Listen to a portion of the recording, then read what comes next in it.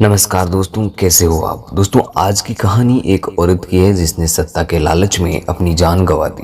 उसने सत्ता और पावर की भूख में कुछ ऐसे लोगों के गिरेबान में हाथ डाल दिया जो राजनीति के पुराने खिलाड़ी थे और उस टाइम खुद पावर में भी थे।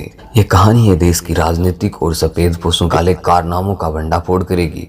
आज की ये कहानी साल 2011 में राजस्थान की राजनीति में भूकंप लाने वाली बहुत ही चर्चित हत्याकांड भंगुरी देवी हत्याकांड पर आधारित है। भंगुरी देवी का जन्म राजस्थान के अजमेर जिले के किशनगढ़ ब्लॉक के एक गांव में हुआ था। भंगुरी देवी के माँ बाप दिहाड़ी मजदूर थे। पैसों की कमी के चलते भंगुरी देवी की मां ने एक साथ अपनी तीनों बेटियों की शादी करनी पड़ी। भंगुरी देवी भी उनमें से एक थी। उस समय भंगुरी की उम्र मात्र 12 साल थी। भंगुरी देवी के पिता एक कार एक्सीडेंट में उनकी मौत हो गई, इसीलिए परिवार की सारी जिम्मेदारी भंगुरी की माँ पर आ गई। माँ के पास इतने पैसे नहीं थे कि वो एक एक करके अपनी बेटियों की शादी कर पाती, इसलिए इन्होंने दो बड़ी बहनों के साथ भंगुरी की भी शादी कर दी। भंगुरी देवी ने अपने घर पर ही रहकर एक सरकारी स्कूल में 8वीं क्लास तक की पढ़ाई पूरी की। 8वीं की पढ़ाई खत्म होने के बाद उसे अपने पति अमरचंद के पास भेज दिया गया। जोधपुर जिले का बोरुंदा गांव भंगुरी देवी का ससुराल था।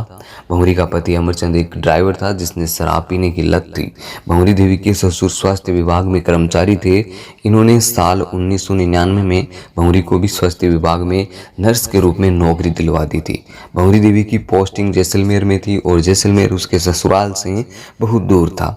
भंगुरी देवी ने नौकरी जरूर कर ली थी, पर उसकी चाहत कुछ और ही थी। वो ऊंचे ख्वाब देखती थी और उन ख्वाबों को पूरा भी करना चाहती थी, इसलिए उसने राजस्थानी फिल्मों और एल्बम के अंदर म्यूजिक में काम करना शुरू कर दिया। वो नर्स की जॉब छोड़कर हीरोइन बनने के ख्वाब को पूरा करने के लिए शूटिंग पर जाने लगी। भंगुरी देवी जानती थी कि इस तरह वो बार बार अपनी ड्यूटी से गायब रहकर ज्यादा दिनों तक शूटिंग पर नहीं जा सकती, तो अपनी नौकरी सिक्योर करने के लिए वो कई जाने माने नेताओं से जान पहचान बढ़ाने लगी, जिसकी वो एक कीमत भी अदा करती।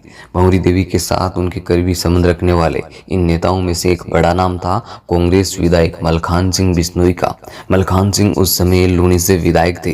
भंगुरी का बार बार अपनी ड्यूटी से गायब रहना लोगों को रास नहीं आया। किसी ने भंगुरी के खिलाफ साल 2009 में शिकायत दर्ज करा दी कि नर्स भंगुरी अपने काम से हमेशा गायब रहती है, अस्पताल नहीं आती। जांच में यह बात सही पाई गई। फिर कलेक्टर ने भंगुरी देवी को निलंबित कर दिया और भंगुरी मदद के लिए तुरंत विधायक मलखान सिंह के पास पहुंची। भंगुरी देवी इन्हीं बुरे दिनों के लिए तो मलखान सिंह को कीमत चुकाती थी, तो भंगुरी की इस विपत्ति में मलखान सिंह भी अपने फर्ज से पीछे नहीं हटे। वो भंगुरी देवी को लेकर राजस्थान के कांग्रेस के बड़े नेता परशुराम मदेरणा के बेटे महिपाल मदेरणा के पास पहुंचे। राजस्थान में उस समय कांग्रेस की सरकार थी। अशोक गहलोत राज्य के मुख्यमंत्री थे और महिपाल मदेरणा कैबिनेट मंत्री थे। उस समय महिपाल मदेरणा के हाथ में जल संसाधन मंत्रालय था। अब जिस नेता के हाथ में इतना बड़ा मंत्रालय हो, इतनी पावर हो, उसके लिए भंगुरी को निलंबित रोकना कोई बड़ी बात नहीं। आगे चलकर भंगुरी को इन्हीं एहसान की कीमत अदा करनी पड़ी थी और भंगुरी देवी को उसकी नौकरी वापस मिल गई। साथ में उसका तबादला मन मुताबिक उसके ससुराल के नजदीक एक अस्पताल में करा दिया गया। और इस घटना के बाद से रिश्तों और मर्यादाओं की परवाह किए बिना भंगुरी देवी और महिपाल मदेरणा एक दूसरे के बहुत करीब आ गए। इन अवैध रिश्तों के बीच भंगुरी देवी एक बेटी और 2 बेटियों की माँ भी थी। बहुत कम समय में भंगुरी देवी ने बहुत ज्यादा संपत्ति बनाई, कई घर कार खरीद लिए। ऐसा कहा जाता है कि भंगुरी हर साल लाखों के गहने खरीदती थी। ये घर कार कपड़े लाखों के गहने, ये सब एक नर्स अपनी बगार से तो कभी नहीं खरीद सकती। एक नर्स कुछ मामूली पैसों से ये शानदार लाइफस्टाइल कभी नहीं जी सकती थी। धीरे धीरे भंगुरी देवी की इच्छाएं बढ़ने लगी, उसका लालच उसके सिर नाचने लगा। वो समय के साथ और महत्वाकांक्षी होती गई। अपनी महत्वाकांक्षा और अपनी इच्छाओं को पूरा करने के लिए वो एक खतरनाक राह पर चल पड़ी। उसने शॉर्टकट अपनाया। वो भोपालगढ़ सीट से आगामी विधायक का चुनाव लड़ने के लिए महिपाल मदेरणा और मलखान सिंह बिश्नोई से टिकट की मांग करने लगी, पर दोनों ही नेताओं द्वारा उसे टिकट की जगह केवल झूठी दिलासाएं दी गई। भंगुरी को यह बात चुभ गई। जल्दी उसका महिपाल मदेरणा और मलखान सिंह बिश्नोई से महाभंग हो गया। फिर उसने एक दूसरा रास्ता अपनाया, ब्लैकमेलिंग का। और इस बीच इस खतरनाक खेल में भंगुरी देवी के साथ एक और बड़ा खिलाड़ी शामिल शामिल हो चुका था। खिलाड़ी कोई और नहीं बल्कि मलखान सिंह बिश्नोई की बहन इंदिरा बिश्नोई थी। इंदिरा बिश्नोई बाल विकास विभाग में सुपरवाइजर के पद पर थी। इंदिरा अच्छी तरह से जानती थी कि उसके भाई और भंवरी देवी के बीच में किस तरह के संबंध है, पर इंदिरा को भाई मलखान सिंह और भंवरी देवी के संबंधों से कोई दिक्कत नहीं थी, बल्कि इंदिरा तो भंवरी को भाभी कहकर बुलाती थी। अब यूं भंवरी को भाभी कहकर बुलाना और उससे जुड़ना इंदिरा की अपने लाभ और अपने स्वार्थ को जाहिर करना होता था। साफ और सरल शब्दों में कहा जाए तो इंदिरा बिश्नोई अपने भाई मलखान सिंह को मंत्री बनते देखना चाहती थी, और ये तभी संभव हो पाता था जब महिपाल मदेरणा मंत्री पद त्याग देते, पर महिपाल मदेरणा कभी ये सपने में भी नहीं करते। इसी प्लान को पूरा करने के लिए इंदिरा भंवरी को अपना मोहरा बनाया। वो भंवरी को महिपाल मदेरणा के खिलाफ भड़काने लगी। उसने भंवरी से कुछ ऐसा करने के लिए कहा जो देश की राजनीतिक में भूचाल ला देता। इंदिरा बिश्नोई के कहने पर ही भंवरी ने अपने साथ महिपाल मदेरणा की अंतरंग पलों की 52 मिनट की एक लंबी वीडियो रिकॉर्डिंग कर ली, जिससे पहले अपनी एक सीडी में सुरक्षित कर लिया। अब इंदिरा चाहती थी कि भंवरी वो सीडी उसके हाथ में दे दे, पर भंवरी देवी ने ऐसा नहीं किया। भंवरी देवी इतने दिनों में राजनीतिक के दांव पे अच्छी तरह से सीख चुकी थी। वो जान चुकी थी कि इंदिरा मलखान और महिपाल मदेरणा जैसे लोगों के लिए ये एक मोहराबर है। काम खत्म होने के बाद वो उसे दूध में पड़ी मक्खी की तरह निकाल भी देंगे, और वो उस 52 मिनट के वीडियो की सीडी की कीमत अच्छी तरह से जानती थी। इसके बाद भंवरी देवी ने महिपाल मदेरणा को ब्लैकमेल करना शुरू कर दिया। वो सीडी के बदले महिपाल मदेरणा से लाखों रुपए की मांग करने लगी। भंवरी ये कतई नहीं चाहती थी कि महिपाल मदेरणा वाली सीडी बाहर आ जाए। अगर सीडी बाहर आ जाती तो फिर उसे कुछ भी नहीं मिल पाता, बना बनाया खेल बिगड़ जाता, और जब तक सीडी चुप हुई थी तब तक वो अपनी सारी मांगें पूरी करवा सकती थी। इतना ही नहीं, भंवरी ने इंदिरा बिश्नोई के प्लान के उलट उस सीडी कांड में उसके भाई मलखान सिंह को भी घसीट लिया। उसने दावा किया कि उसके पास मलखान सिंह की भी वीडियो सीडी है, हालांकि उसके पास मलखान सिंह की कोई भी वीडियो सीडी नहीं थी। भंवरी ने तो केवल मलखान सिंह पर दबाव बनाने के लिए ऐसा किया था। मलखान सिंह भंवरी देवी की इस दावे से डरने जरूर लग गए थे। भंवरी का मलखान सिंह के साथ एक लंबे समय तक अवैध संबंध रहा था। भंवरी देवी ने यह दावा किया कि उससे सबसे छोटी बेटी का बाप उसका पति अमरचंद नहीं बल्कि विधायक मलखान सिंह है। इस बात को सही साबित करने के लिए भंवरी देवी डीएनए टेस्ट के लिए भी तैयार हो गई थी। उसने मलखान सिंह को धमकी देते हुए कहा कि इस नाजायज औलाद वाली बात को एक सभा में सार्वजनिक कर देगी अगर मलखान सिंह एक पिता का कर्तव्य निभाते हुए उसकी बेटी को 20 किलो सोने का गहना और उसकी शादी के लिए 50 लाख रुपए देते हैं तो अपना मुंह हमेशा के लिए बंद कर लेगी। मंत्री महिपाल मदेरणा और मलखान सिंह को अपना राजनीतिक कैरियर बचाना था, इसलिए इन्होंने तुरंत भंवरी देवी से किनारा कर लिया। भंवरी देवी से बातचीत बंद कर दी, उसका फोन उठाना बंद कर दिया। अब अपने दावों और धमकियों को इस तरह बेअसर होता देख भंवरी देवी बौखला गई। भंवरी देवी गुस्से में महिपाल मदेरणा के जयपुर आवास पहुंच गई और वो जबरदस्ती उसके घर में घुसकर हंगामा करने लगी। भंवरी के इस हंगामे के जवाब में उसके साथ मारपीट की गई और उसे महिपाल मदेरणा के आवाज से धक्के मारकर बाहर कर दिया गया। और इस घटना के बाद भंवरी देवी एक चोट खाई शेरनी बन चुकी थी। जुलाई 2011 में वो सीधे बीजेपी के दफ्तर पहुंच गई, जहां उसने बताया कि उसके पास विधायक मलखान सिंह और मंत्री महिपाल मदेरणा से जुड़ी एक वीडियो सीडी है जो राजस्थान सरकार को 3 दिनों में गिरा सकती है। डेक्कन हेराल्ड की एक रिपोर्ट्स की माने तो भंवरी देवी ने बड़ी होशियारी से वीडियो सीडी के अंतरंग पलों के कुछ हिस्सों की तस्वीरें लोकल न्यूज और एक न्यूज़पेपर में लीक करा दिया था। उसने डायरेक्टली किसी नेता या मंत्री का नाम तो नहीं लिया था, पर इतना पर्याप्त सुराग जरूर दे दिया कि तस्वीरें महिपाल मदेरणा की है। अगले दिन मीडिया में यह बात बहुत बड़ी खबर बन गई थी। राजस्थान कांग्रेस सरकार की सत्ता डगमगाने लगी थी। भंवरी देवी ने ये जो तूफान लाया था, उस तूफान में महिपाल मदेरणा और मलखान सिंह को घुटने पर लाकर खड़ा कर दिया था। भंवरी से दूरी बना चुके दोनों नेताओं ने एक बार फिर से भंवरी देवी से संपर्क किया। तीनों के बीच में एक डील हुई थी। डील थी भंवरी देवी इन्हें सीडी सौंप देगी और सीडी के बदले वो भंवरी देवी को 50 लाख रुपए दे देंगे। महिपाल मदेरणा ने इन 50 लाख रुपए में से 2.5 लाख रुपए भंवरी को एडवांस अमाउंट के तौर पर दे दिया था। महिपाल मदेरणा ने भंवरी देवी से यह वादा किया कि वो 2011 के सितंबर महीने में उसे बाकी बचा अमाउंट भी दे देंगे। इस डील से भंवरी देवी संतुष्ट थी। एक बार फिर से तीनों के बीच में कोई कड़वाहट नहीं थी, कोई नाराजगी नहीं थी। भंवरी देवी इस बात से बिल्कुल अनजान थी कि उसने सीधे सांप के बिल में हाथ डाल दिया है। उसके इस एक्शन का परिणाम क्या होने वाला है वो उसको अंदाजा भी नहीं लगा पाई और इस बात से बिल्कुल बेखबर थी कि जोधपुर के सर्किट हाउस में एक अलग ही स्क्रिप्ट लिखी जा रही थी। उस समय भंवरी देवी के पास एक मारुति स्विफ्ट कार थी जिसे उसने 2011 में अगस्त महीने में अपने एक बेहद ही करीबी शख्स सोहनलाल बिश्नोई को 4.5 लाख रुपए में बेच दिया। सोहनलाल ने एडवांस मनी के रूप में भंवरी देवी को 50,000 रुपए पहले ही दे दिए। सोहनलाल पैसे से ठेकेदार था और वो विधायक मलखान सिंह की बुआ का लड़का था और सोहनलाल मंत्री महिपाल मदेरणा का भी बहुत ही करीबी था। साल 2011 के सितंबर में पहली तारीख आई। सोहनलाल बिश्नोई ने अपनी सितंबर को भंवरी को फोन करके बताया कि वो मारुति स्विफ्ट की बकाया राशि देना चाहता है। साथ ही उसने भंवरी देवी से कहा कि 1 सितंबर को उसे महिपाल मदेरणा के एक आदमी राजू भाई द्वारा सीडी की बकाया राशि भी मिल जाएगी और उससे पहले राजू भाई वो सीडी देखेंगे। अगर सीडी सही निकली तब उसे ये बकाया पैसे मिलेंगे। सोहनलाल ने उस राजू भाई से मिलने के लिए बिल्लाड़ा बुलाया गया था। सितंबर 2011 की दोपहर 1 बजे भंवरी सीडी के साथ अपने घर से बिल्लाड़ा के लिए निकल गई। बिल्लाड़ा में उसने सोहनलाल बिश्नोई मिला। सोहनलाल ने भंवरी देवी को महिंद्रा बोलेरो में अपने साथ बिठा लिया। उसने भंवरी देवी को बोलेरो में बैठे एक शख्स से मिलाया जिसका नाम राजू भाई था। भंवरी देवी को वो सीडी राजू भाई को देनी थी जिसके बदले में वह बकाया रुपए भंवरी को दे देता। पर भंवरी देवी जो लाखों रुपए से मिलने का सपना लेकर सोहनलाल और राजू भाई के पास बिल्लाड़ा आई थी वो महज महिपाल मदेरणा और मलखान सिंह के लिखी स्क्रिप्ट का एक हिस्सा मात्र था। सोहनलाल का भंवरी को कार के बच्चे पैसे देने के लिए बिल्लाड़ा बुलाया और महिपाल मदेरणा का भी सीडी के बदले 50 लाख की डील करना यह सब स्क्रिप्टेड था। भंवरी देवी महिपाल मदेरणा और मलखान सिंह के लिए बहुत बड़ा खतरा बन चुकी थी जो आगे चलकर उसके राजनीतिक करियर को बंटा धार कर देती। इसीलिए भंवरी देवी को अपने जाल में फंसाने के लिए एक स्क्रिप्ट लिखी गई थी। उस स्क्रिप्ट के हिसाब से उसके सामने पहले चारा फेंका गया और फिर लाखों रुपए का सपना दिखाकर उसे जाल में फंसाया। भंवरी देवी इस बात से बिल्कुल अनजान थी कि जिस शख्स को वो राजू भाई समझ रही थी, महिपाल मदेरणा का आदमी समझ रही थी, वो शख्स कोई आम शख्स नहीं था बल्कि राजस्थान का एक मशहूर अपराधी था और उसका असली नाम शहाबुद्दीन था जिसे भंवरी देवी से किसी भी कीमत पर सीडी निकालने का काम दिया गया था। और उस बोलेरो गाड़ी में एक सीडी प्लेयर भी था। सड़क पर तेज स्पीड से दौड़ती उस बोलेरो में भंवरी देवी महिपाल मदेरणा की 52 मिनट की वो सीडी चलाई गई।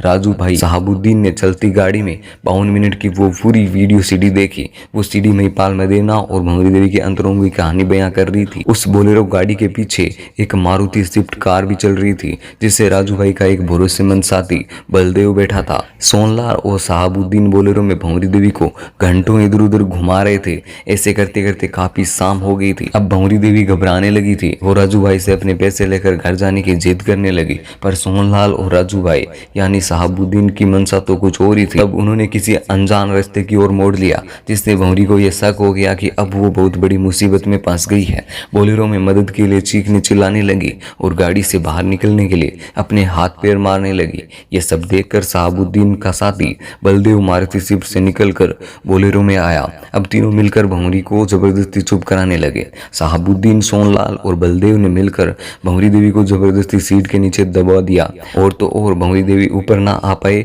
मदद के लिए चीख न चिल्ला ना पाए, इसके लिए पैरों से नीचे दबाए रखा। इससे भंवरी देवी का दम घुटने लगा और जल्दी दम घुटने की वजह से उसकी मौत हो गई। भंवरी देवी को मरे देख तीनों की हालत खराब हो गई और इन तीनों को भंवरी देवी को मारने का ऑर्डर नहीं मिला था बल्कि इन्हें तो भंवरी देवी को किसी और व्यक्ति को जिंदा सौंपने का ऑर्डर था।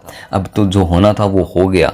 किसी तरह भंवरी देवी को ठिकाने लगाना था। यहाँ से एंट्री होती है कुछ नए किरदारों की जो इस खेल में बहुत पहले से शामिल थे। इसमें से एक किरदार था सईराम। इसी शख्स ने महिपाल मदेरणा और मलखान सिंह के लिए ये पूरी स्क्रिप्ट लिखी थी। मंत्री महिपाल मदेरणा ने सईराम को भंवरी देवी से सीडी निकालने का काम दिया था। अमर उजाला की एक रिपोर्ट की माने तो सईराम इस कहानी का मुख्य सूत्रधार था और उमेश राम नाम का एक शख्स सईराम नाम के इस काम में सहयोग कर रहा था।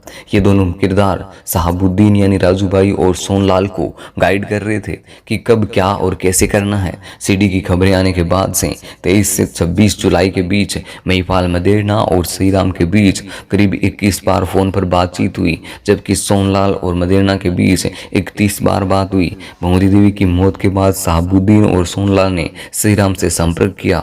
फिर सईराम ने उन्हें भंवरी की लाश के साथ जालोर जाने के लिए कहा। फिर सोहनलाल शहाबुद्दीन और उसका साथी बलदेव भंवरी की लाश को लेकर जालौर पहुंच गए। यहाँ उन्होंने विष्णु राम से मिलना था और भंवरी को जिंदा उसके हवाले करना था, पर भंवरी तो मर चुकी थी। विष्णु राम ने भंवरी की लाश देखकर उसे लेने से मना कर दिया। जब विष्णु राम ने लाश लेने से मना कर दिया तब उसके पास किसी बड़े आदमी का फोन आया। उसने कहा कि अगर वो लाश को सफलतापूर्वक ठिकाने लगा देगा तो मुंह मांगा इनाम दिया जाएगा और उस एसपी का तबादला भी करा दिया जाएगा तो उसे उसके गिरोह को परेशान कर रहा था। उस समय विष्णु राम पर अपहरण, वसूली और कई तरह के मामले पुलिस में दर्ज थे। विष्णु राम मान गया। उसने रात को 9 बजे करीब सोनलाल और शहाबुद्दीन से भंवरी देवी की लाश ले ली। फिर अपने 3 साथियों अशोक, कैलाश और ओम प्रकाश के साथ भंवरी देवी की लाश को ठिकाने लगाने के लिए एक सुनसान इलाके की ओर चला गया। उस समय विष्णु राम और उसके साथी स्कॉर्पियो में थे। इन्होंने जालौर के एक सुनसान इलाके में अपनी गाड़ी रोक दी। इसके बाद उन्होंने एक गड्ढे में भंवरी देवी की लाश को रखकर उसे जला दिया।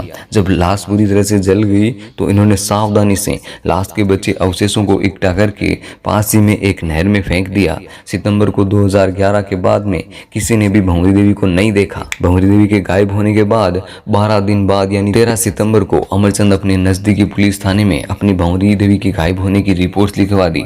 उसने पुलिस को बताया कि उसकी पत्नी 1 सितंबर को ही गायब है और उसे शक है कि भंवरी देवी को गायब कराने में जन संसाधन मंत्री महिपाल मदेरणा और विधायक मलखान सिंह बिश्नोई का हाथ है।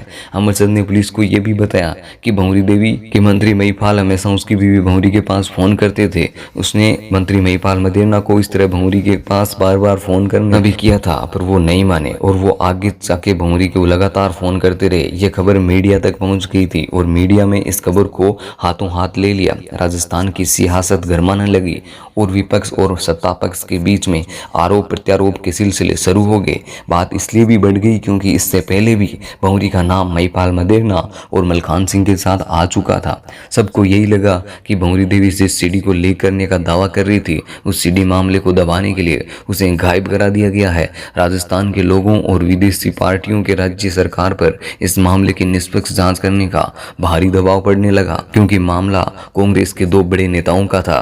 आखिरकार नवंबर 2011 को राजस्थान सरकार ने इस मामले की जांच राजस्थान पुलिस से लेकर सीबीआई को दे दी। 23 सितंबर को राजस्थान की एक अदालत ने सरकार को महिपाल मदेरणा के खिलाफ एफआईआर दर्ज कराने के निर्देश दिया। इसके बाद 16 अक्टूबर 2011 को मुख्यमंत्री अशोक गहलोत ने महिपाल मदेरणा को मंत्री पद से हटा दिया। फिर महिपाल मदेरणा और मलखान सिंह को कांग्रेस पार्टी से भी निष्कासित कर दिया गया।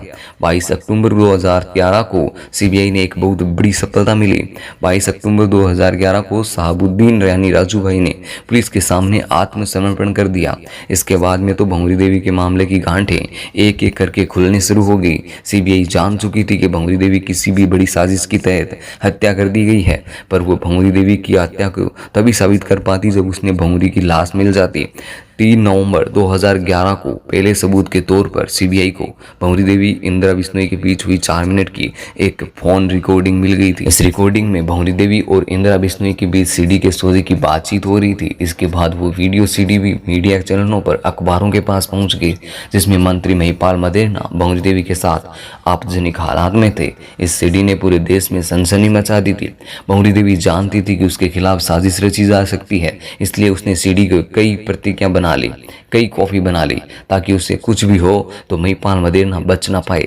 इन्हीं में से एक सीडी को उसने अजमेर के एक बैंक लॉकर छुपा कर रखा था। बाद में सीबीआई ने उस बैंक लॉकर से वो सीडी जब्त कर ली। भंवरी देवी अपहरण और हत्याकांड का सूत्रधार सईराम और उसका सहयोगी उमेश राम भी सीबीआई की पकड़ में आ गए। सीबीआई के पूछताछ में महिपाल मदेरणा ने भंवरी देवी के साथ अपने संबंधों की बात मान ली और 2 सितंबर की रात को सीबीआई ने महिपाल मदेरणा को भी गिरफ्तार कर लिया। महिपाल मदेरणा की गिरफ्तारी के बाद सीबीआई ने एक और गिरफ्तारी की और ये गिरफ्तारी भंवरी देवी के किसी अपने की थी। सीबीआई ने 8 दिसंबर 2011 को भंवरी के पति अमरचंद को गिरफ्तार कर लिया। जी हाँ, सीबीआई के अनुसार अमरचंद भी भंवरी के अपहरण और हत्या की साजिश में शामिल था और यही उसकी गिरफ्तारी की वजह बनी। पराये ने तो भंवरी को धोखा दिया ही था, साथ में अपनों ने भी उसे पीठ पर छुरा घोंप दिया।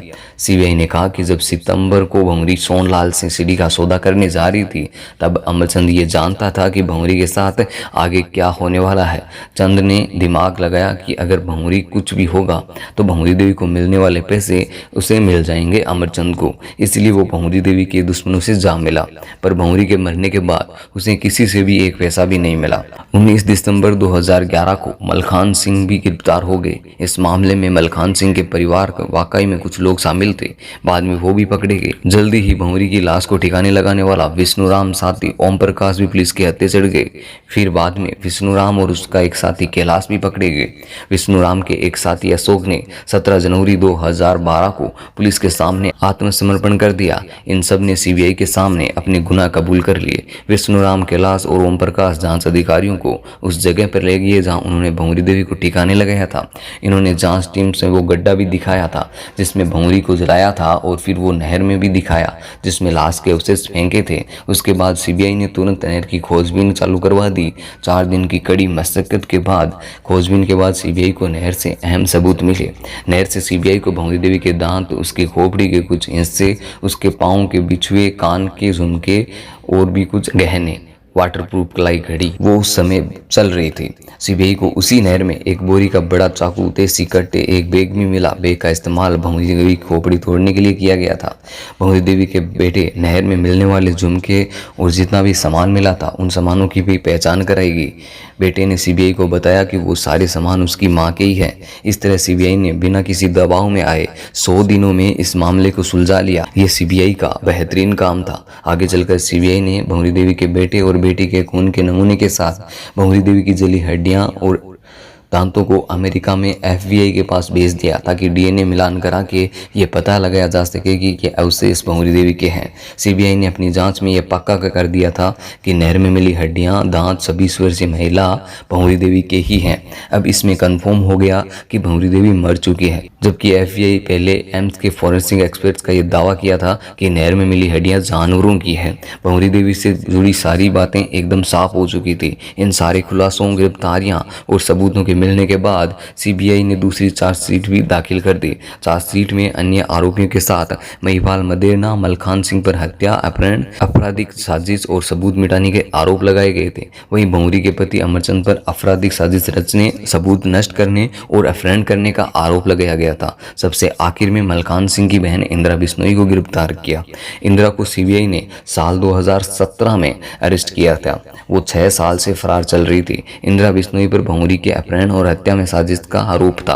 फिलहाल ये मामला कोर्ट में अटका पड़ा है। नहर में मिली भंवरी देवी की हड्डियों की जांच के लिए एफबीआई के डीएनए विशेषज्ञ रिपोर्ट नहीं पहुंची थी। सीबीआई ने उन्हें 2021 तक कोर्ट में पेश नहीं कर पाई थी, इसीलिए ये मामला कोर्ट में लंबे समय तक अटका रहा। उस डीएनए विशेषज्ञ की गवाही के बिना केस कमजोर हो जाएगा। सीबीआई ने कोर्ट में वीडियो कॉन्फ्रेंस के जरिए उस डीएनए विशेषज्ञों की गवाही लेने के लिए अनुरोध किया था, पर कोर्ट ने सीबीआई को उस डीएनए विशेष कोर्ट में हाजिर होने के लिए अनिवार्य बताकर सीबीआई के अनुरोध को ठुकरा दिया था। आखिर तक सीबीआई उस डीएनए विशेषज्ञों को कोर्ट में पेश नहीं कर पाए।